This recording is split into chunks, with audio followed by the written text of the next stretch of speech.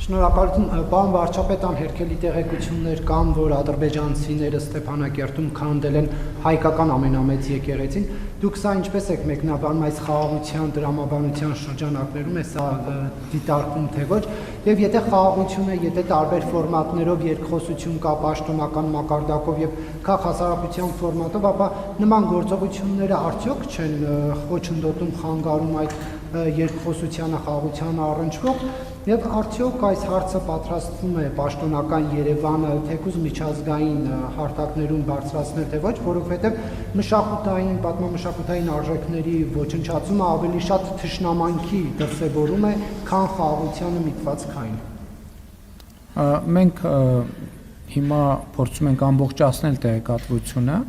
բայց բոլոր դեպքերում դուք ասացիք սա է խաղաղությունը, ես ասել եմ խաղաղության ին չափանիշը որն է,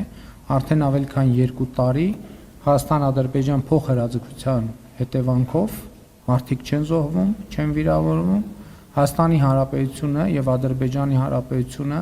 ճանաչել են միմյանց տարածքային ամբողջականությունը, ինքնիշխանությունը, սահմանների անխախտելիությունը եւ քաղաքական անկախությունը Ալմատայի հռչակագրի հիման վրա, եւ մենք որևէ հարցի եւ Ադրբեջանը եւ Հայաստանի Հանրապետությունը պետք է վերաբերվի այս տեսակետից։ Հաջորդը ես ուզում եմ ասել ուղիղ եւ առանց սենթիմենտանքի, որ ընդհանրապես այս թեմաների նկատմամբ առավել եւս հիմա պետք է լինել շրջահայաց, որովհետեւ նման թեմաները երկսայրի սուր են եւ ինչպես նոր կտակարանում ասվում է, որ մենք պետք է միշտ հաշվի առնենք, որ ինչպես նոր կտակարանն է ասում,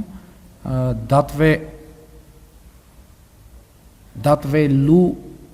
կտակարանը իր ընթերցողներին ասում է դատվելու եք այն նույն դատով, ինչ դատով որ դատելու եք եւ չափելու եք այն նույն, չափվելու եք այն նույն չափով, ինչ չափով որ չափելու եք։ Այնպես որ մենք կնայենք, կվերլուծենք, ես չեմ կարծում թե մենք մեր նախորդ փորձը հաշվի առնելով դա